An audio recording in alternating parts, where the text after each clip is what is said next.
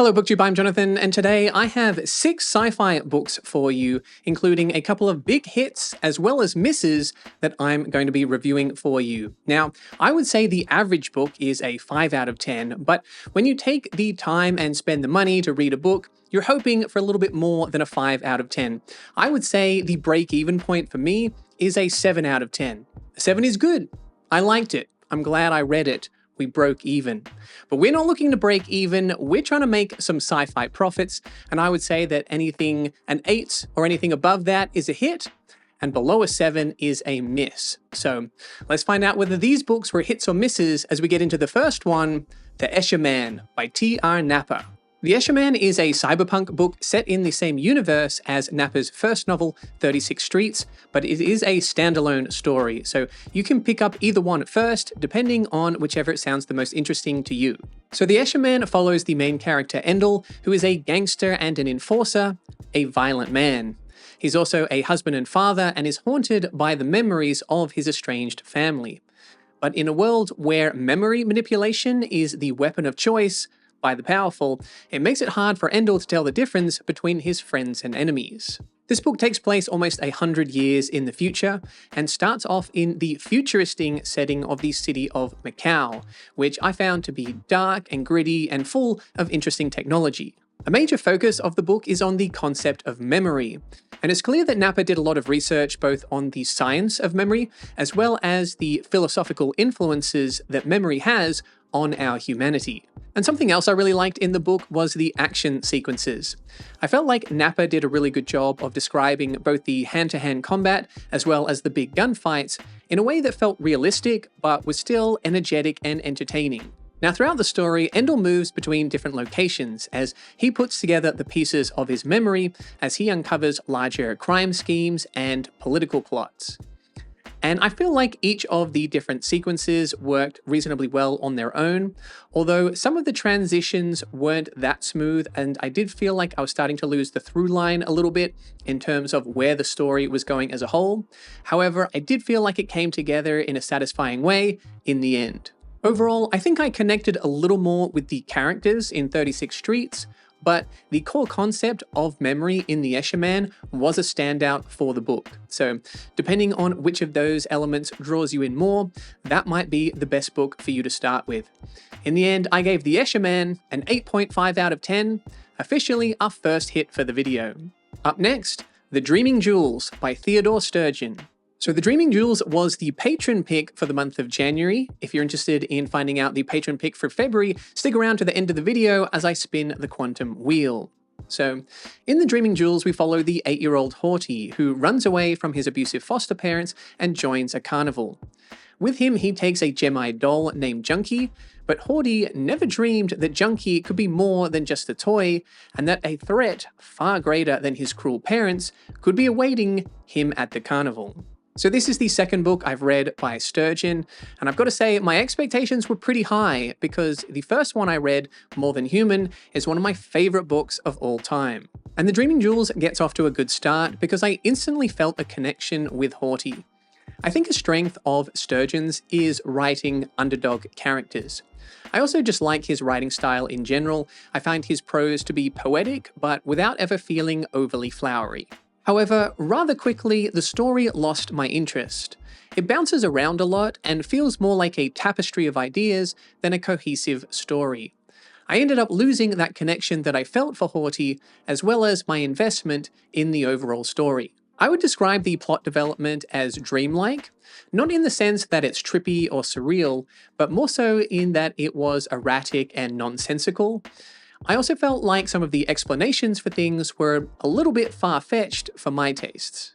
I think The Dreaming Jewels comes to a thematically interesting conclusion, which somewhat saves the book. I do resonate with some of the things that Sturgeon had to say. I just didn't enjoy the way he packaged them anywhere near as much in The Dreaming Jewels as I did with More Than Human. In the end, I gave The Dreaming Jewels a 6 out of 10, which isn't bad, but it didn't meet my high expectations, and with my break-even point being a 7, I'm going to say The Dreaming Jewels was a slight miss for me. Moving on, Hardwired by Walter John Williams. Now, I read this book a couple of months ago, and I have mentioned it on the channel, but I felt like it was worthy of some more discussion. So it follows the character of Cowboy, an ex-pilot who is hardwired into lethal electronic hardware, as well as Sarah, another modified gun for hire, in their fight for independence against the Orbitals. So at first I found the world building rather complex and some of the language a little tricky to follow. However, after around 50 pages or so, I felt like the book really hooked me in and I was able to immerse myself in that world. It has an interesting feel to it as it combines some classic cyberpunk elements with some Western settings, as well as some aircraft battles. This feels like a lot to incorporate into one novel, but I think Williams pulls them together seamlessly and is able to display a vivid imagination. There's also a core relationship that I was a big fan of, as these two characters form an uneasy alliance and their relationship develops in a layered and satisfying way. The book explores a number of interesting characters, including a villain that I loved to hate. Williams is also just a really strong writer. There were a number of quotes or passages where I stopped to reread them just to be able to enjoy them again. If you look at the covers for this book, they look like cheesy 80s action movies. And while the book does deliver on high-octane action, I think you might be surprised at the thematic depth that this book has as well. Bad covers, great book. I ended up giving Hardwired a 9.5 out of 10. I think it's possibly the most underrated cyberpunk book and was definitely a massive hit for me. Up next, The Real Story by Stephen R. Donaldson. The Real Story is the first book in the Gap Cycle, which I am buddy reading with Josh from Red Fury Books. So go check out his channel to see whether we agreed or disagreed on this one. The first entry in the series tells the tale of Angus Thermopylae, an ore pirate and murderer, and his relationships with Morn Highland, a former police officer, and Nick Soccorso, his rival. Now I should start by letting you know that this book does contain graphic descriptions of physical, sexual, and emotional abuse. I've been told that the rest of the series, while still grimdark, doesn't feature as much of this, so I'll let you know as I continue through the series, and you can make that choice for yourself whether you want to give it a try. So the main character, Angus, is a truly despicable person, and it was a little tough spending that much time inside his head, but I did at least find it interesting the way he twisted things in order to justify his perspective and actions. Also, as a quick side note, in a previous video, I pronounced Angus Thermopylae as Angus Thermopyle, which is something that another character actually does in the book, very much to the irritation of Angus, which I found to be rather amusing.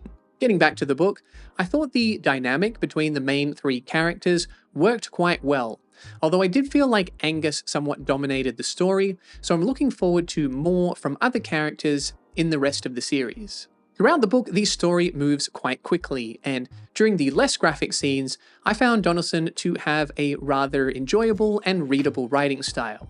The real story culminates in a big decision for one of the characters, which I did find interesting, but it just didn't quite have that big thematic impact that I was hoping for. Overall, this book felt a little bit more like a prequel than a traditional first book in a series.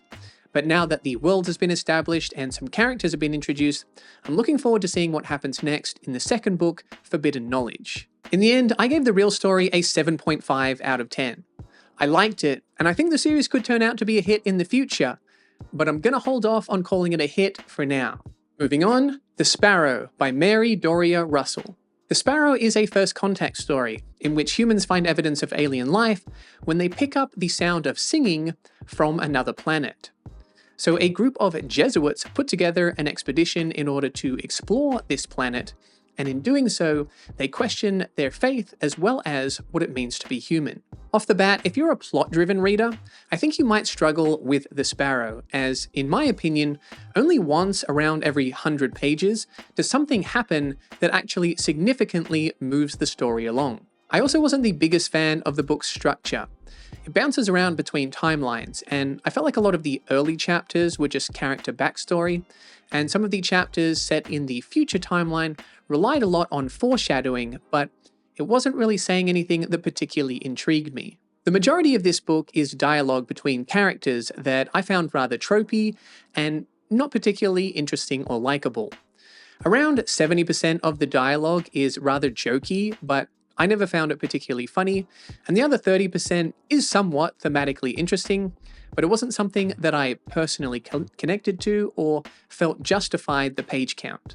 I don't think this story works particularly well as a science fiction book, as I was never really engaged by the space travel or the planet exploration. There is a little bit of science sprinkled in, and I found some of the anthropology mildly interesting, but it wasn't something that had a profound impact. Sci-fi books like this that are more philosophical tend to rely on two things: the writing and the themes. Personally, I didn't really enjoy the writing style and found a number of the descriptions to be somewhat clunky. I have heard this book compared to Ursula K. Le Guin's writing, and while she is also philosophical, even in her books that I found a little dry, I was still enjoying the writing, which I can't say about The Sparrow.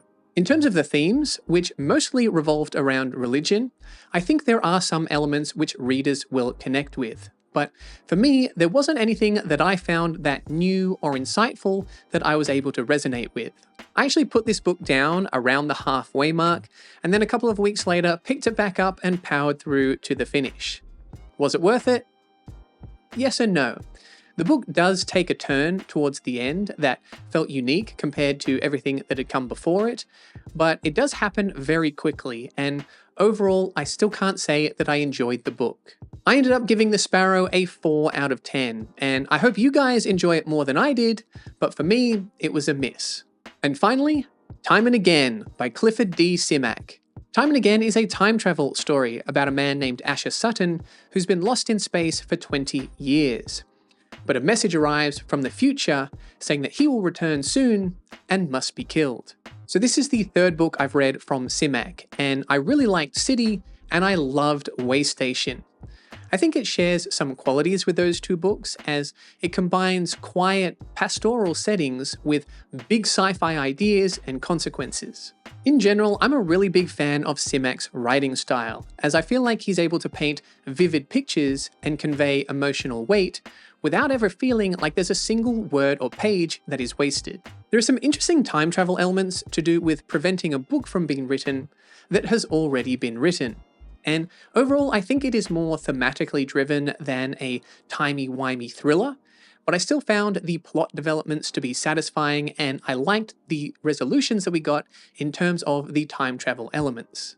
Some of the themes this book explores includes free will and destiny, as well as the difference between destiny and manifest destiny.